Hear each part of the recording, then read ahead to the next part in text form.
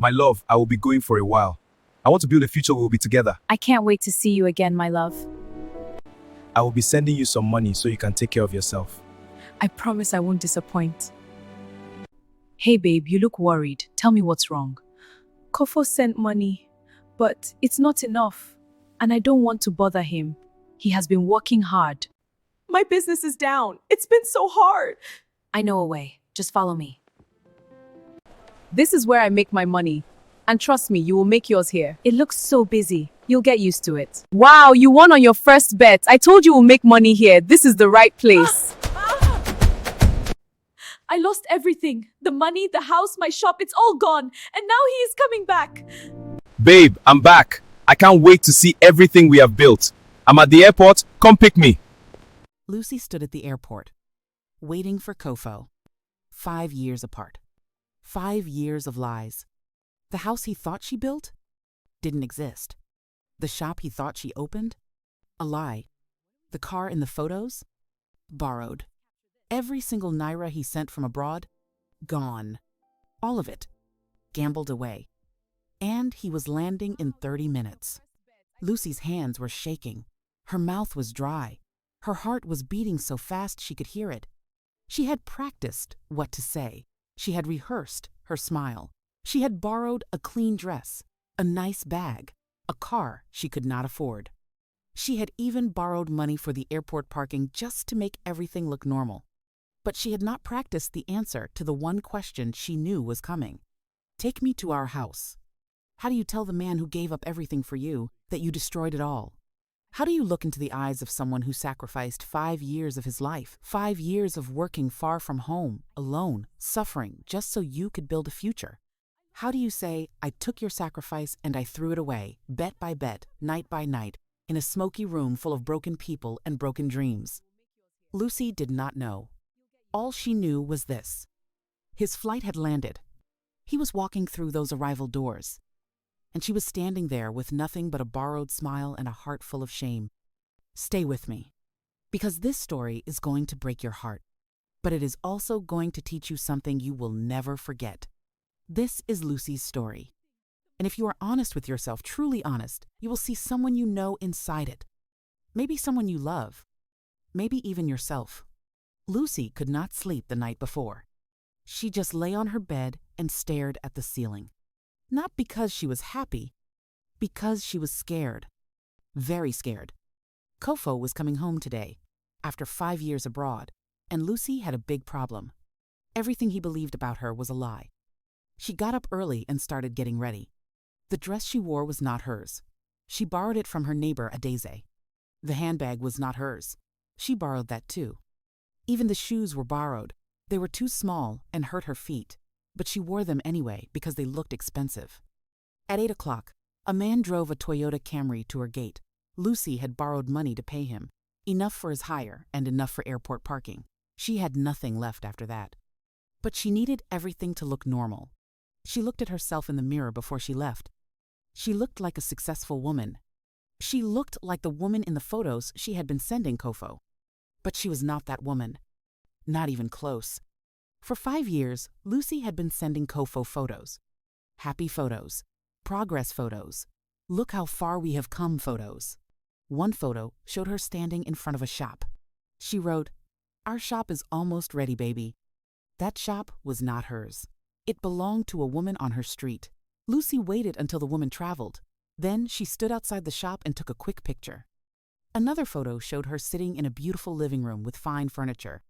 She wrote, "I am furnishing our house." That living room was inside a furniture shop on Lagos Island. Lucy told the security man she wanted to buy something. He let her in.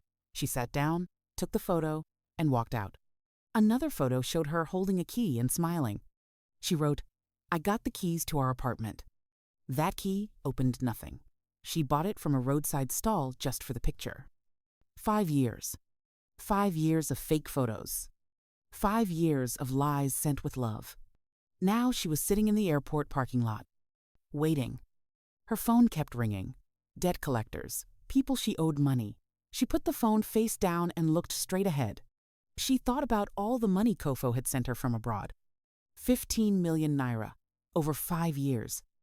She had lost every single naira. Not stolen, not spent on fine things. Lost. In betting shops. She could still smell those places, smoke in the air, loud machines, people staring at screens with empty eyes. She had sat in those same chairs night after night, telling herself the same thing. Just this one last bet. I will win it all back. Just this one. She never won it back. She lost everything. Then her door opened. Kofo was standing there. He looked thinner than she remembered. His eyes looked tired, but he was smiling like a man who had waited 5 long years for this moment. He wrapped his arms around her and held her tight. "Lucy," he said softly, "we finally made it." Lucy held him back, but her eyes were full of tears he could not see. "We made it." No, they had made nothing. She had destroyed everything he worked for. He stepped back and looked at her face, still smiling. "Okay," he said, "let's go. Take me to our house." Lucy's smile stayed on her face, but her legs went cold. Her heart stopped. Our house? There was no house. There was never a house, and he was waiting for her to drive him there. How do you drive a man to a house that does not exist? 5 years ago, Lucy was a different person. She was 23 years old, full of hope, full of love, full of big dreams. The day Kofo left, she stood at the bus park and watched him go. He held her face in his hands before he entered the bus. "I am doing this for us," he said. "Take care of yourself. I will send money as soon as I land." Lucy nodded. She did not cry until he was gone. Then she went home and cried for 3 days. The first money came 6 weeks later. 200,000 naira. Lucy held her phone and read the alert 3 times. She had never seen that kind of money in her account before. Not once in her entire life. She called her mother in the village. "Mama, Kofo sent money. We are going to be okay." Her mother cried on the phone. Lucy cried too. Good tears that time. She was so careful with that first money. She wrote everything down in a small notebook. Rent, food, a little savings. She even started looking for a small shop to rent. She was doing everything right. For 3 months, she was doing everything right. Then her business slowed down. The small shop she found cost more than she expected.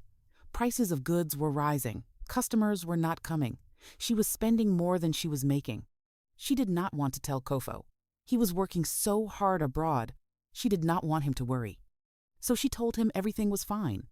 That was her first lie. Just one small lie to protect him. She did not know that small lie was a door. And once she opened it, she could never close it again. One evening, her friend Blessing came to visit. Blessing was the kind of girl who always had money, always had a new phone, always had something going on. "You look stressed," Blessing said. "Come with me. Let's go out small."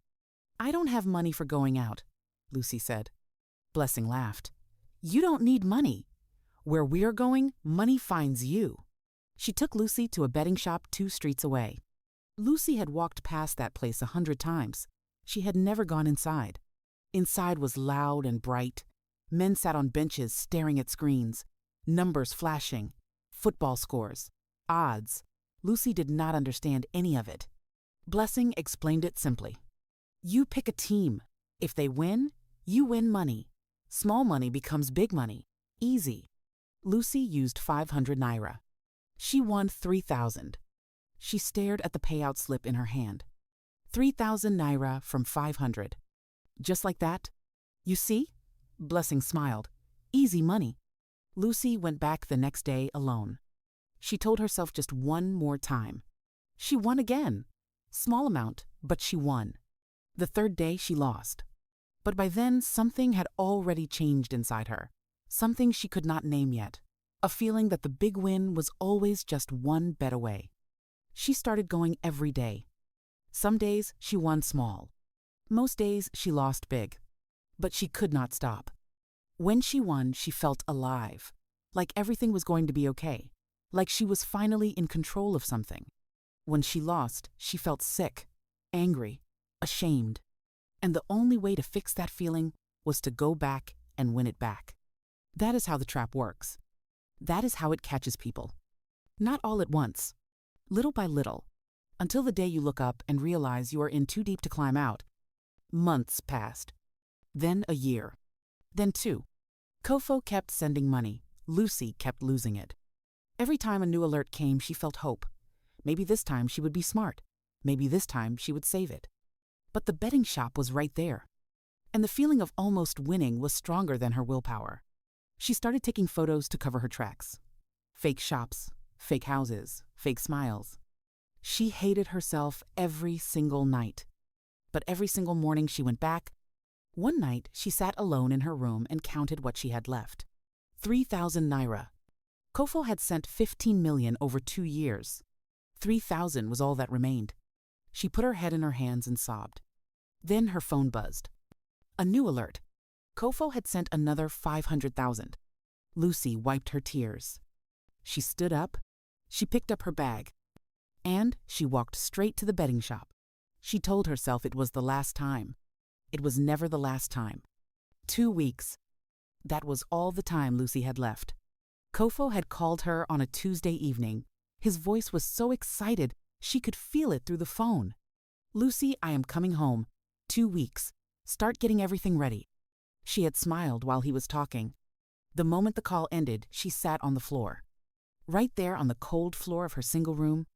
And she could not move. She got out a pen and paper.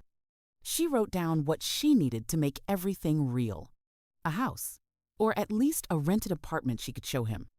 A shop, even a small one. Some furniture, a car, decent clothes. She added it all up, 15 million naira. Then she looked at what she had in her account. 50,000 naira. She read it again. 50,000. She put the pen down and laughed. Not a happy laugh. The kind of laugh that comes when something is so bad it stops being real. She tried everything. First, she went to the loan shark on her street, a man everyone called Chairman. He gave out money fast, no questions asked, but he charged wicked interest.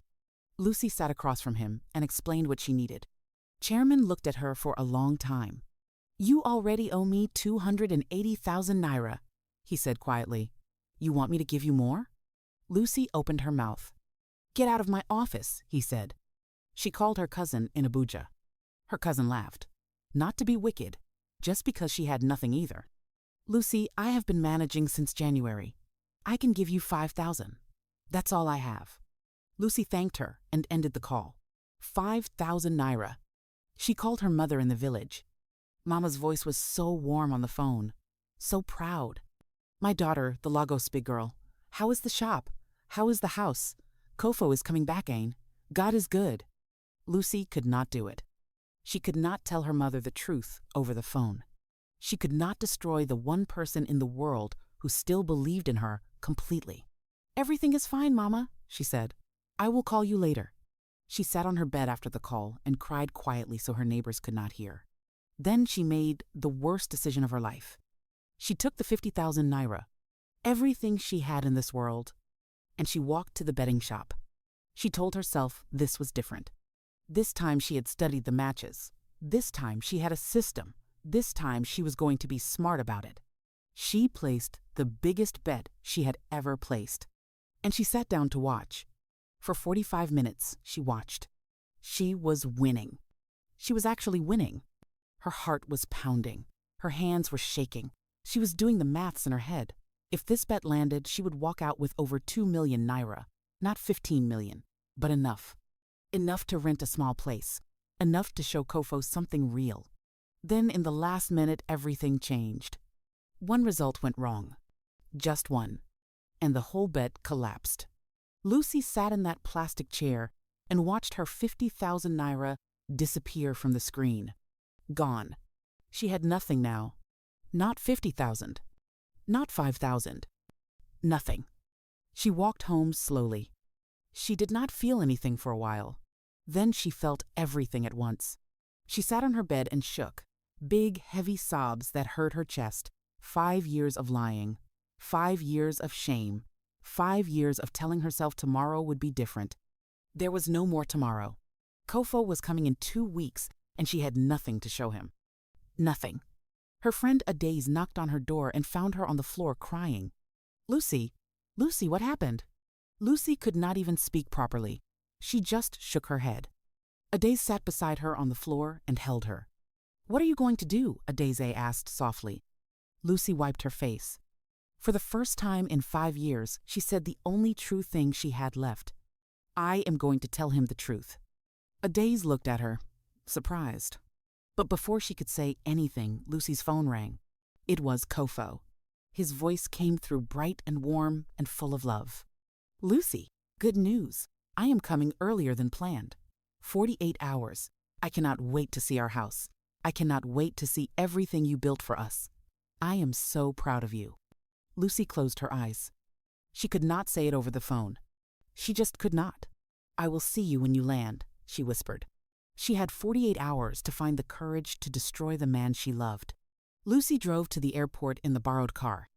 The whole drive, she practiced what she would say. "Kofo, I have to tell you something. Kofo, please don't hate me. Kofo, I made a terrible mistake." She practiced it over and over. But when she saw him walking out of the arrival's door, every word left her head. He looked so happy, so relieved, like a man who had been carrying something very heavy for a very long time and had finally put it down. He hugged her so tight she could not breathe, and she held him back and said nothing. They got into the car. Kofo was talking and laughing, asking questions about everything. The shop, the house, the neighborhood. Was the house close to a good road? Did she get the furniture he suggested? How many rooms? Lucy answered in small words. "Yes. Almost ready. You will see." She was driving with no destination, just going around the same road slowly, hoping something would come to her. "Are you okay?" Kofo asked. "You are quiet." "I'm just happy you're home," she said. He smiled and touched her face. That gentle touch broke something inside her. "Kofo." Her voice came out small. "Let's eat first. You must be hungry. Long journey, you need food." "Lucy, I am not hungry. I have been dreaming of seeing this house for 5 years. Please, just take me there." "Kofo." "Lucy." His voice was still gentle but firm. "Take me to our house." She stopped the car, right there on the side of the road.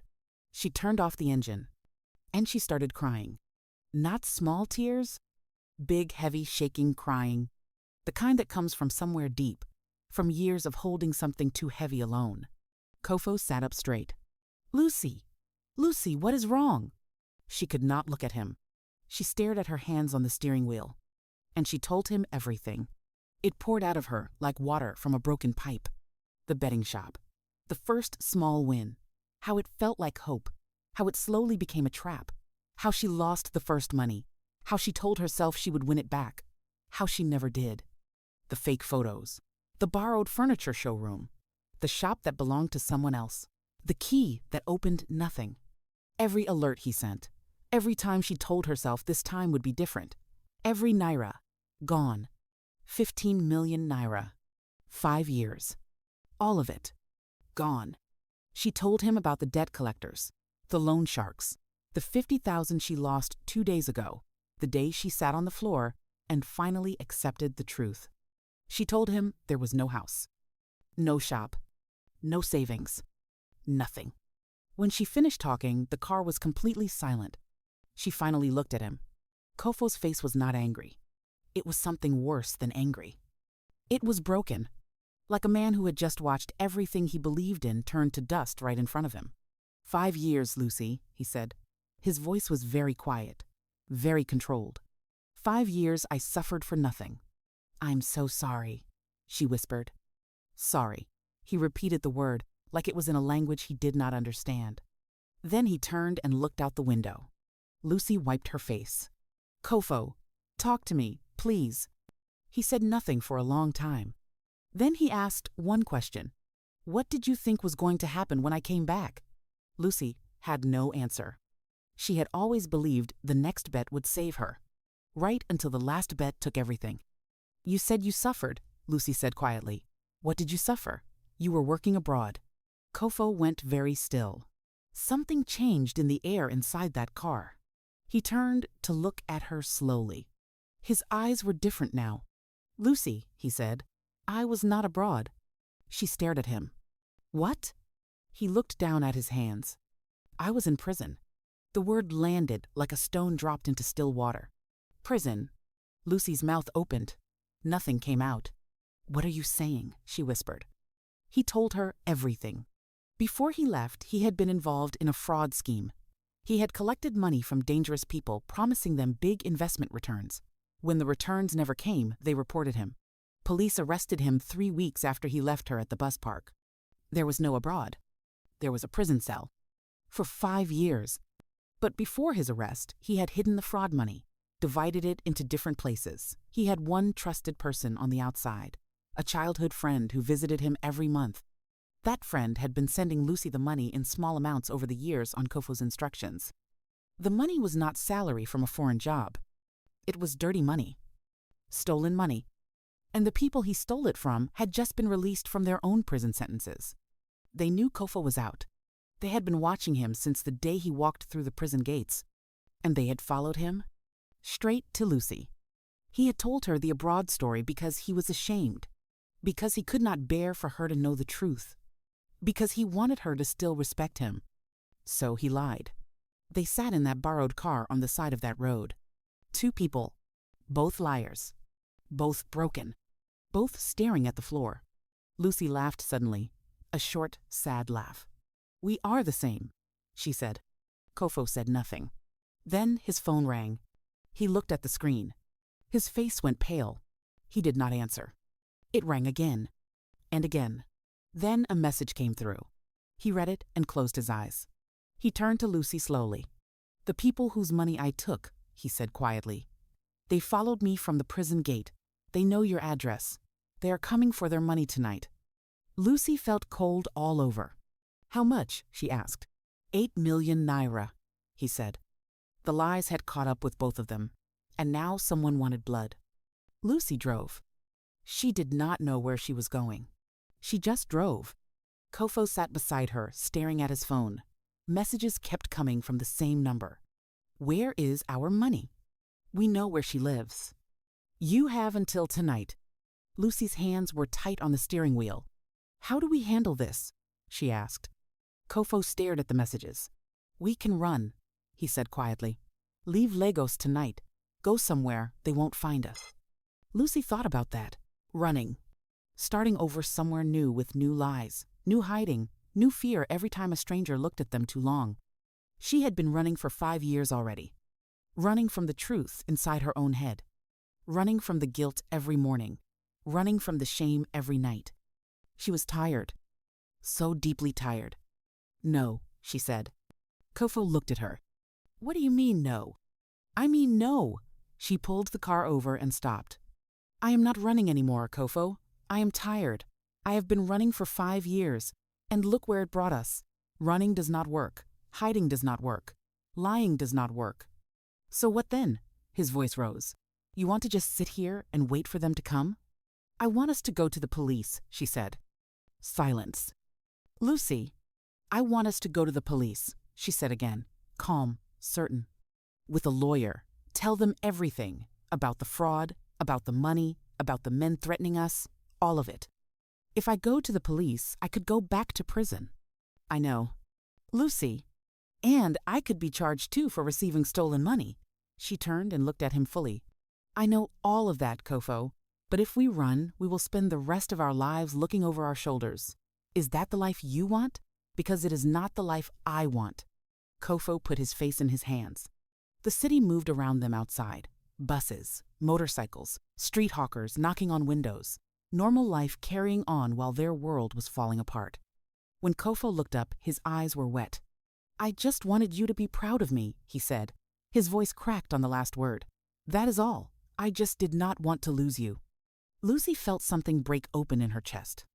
"I just wanted you to be proud of me too," she whispered. "That is all I ever wanted." They looked at each other. 2 people who had told the biggest lies of their lives, trying to protect the love of the one person they were hurting the most. Kofo reached over slowly and took her hand. "Okay," he said quietly. "We go together." They called a lawyer first.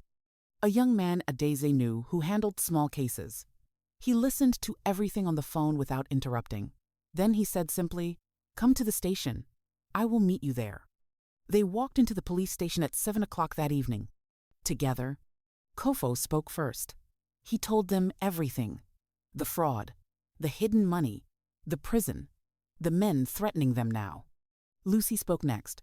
She told them about the money she received, what she did with it, the gambling, the debts, all of it.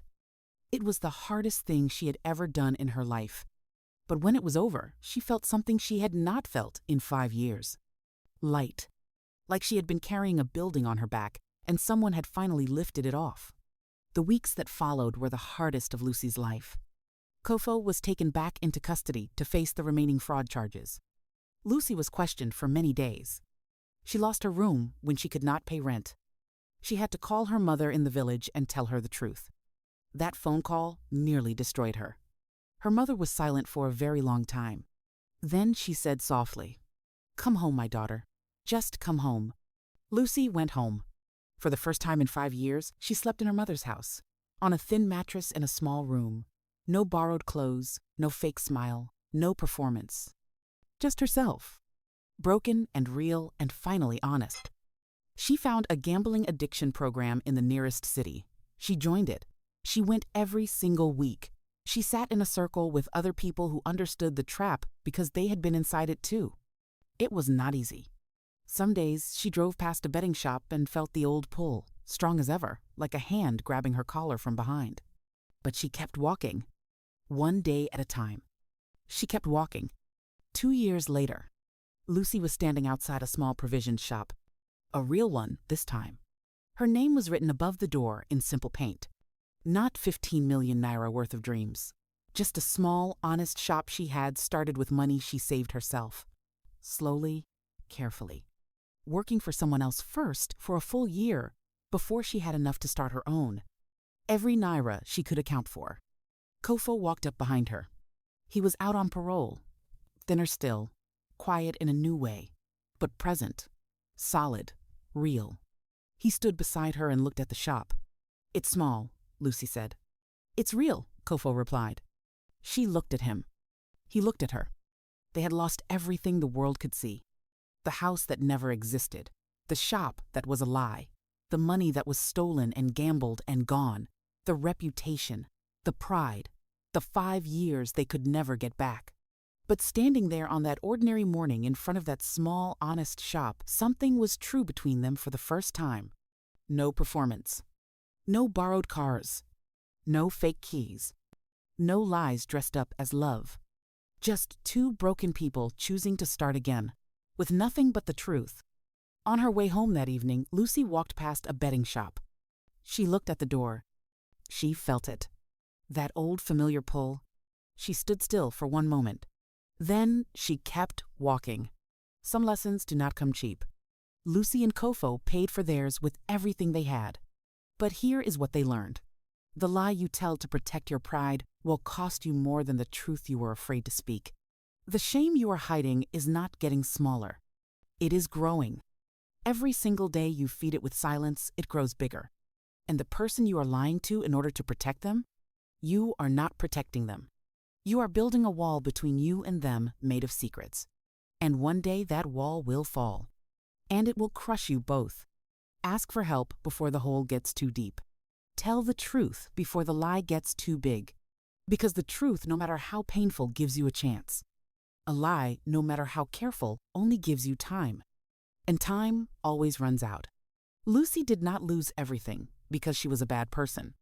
She lost everything because she kept one secret too many. One lie led to another. One bet led to another. And before she knew it, she was buried so deep she could not see the way out. That is how destruction works. It does not come all at once.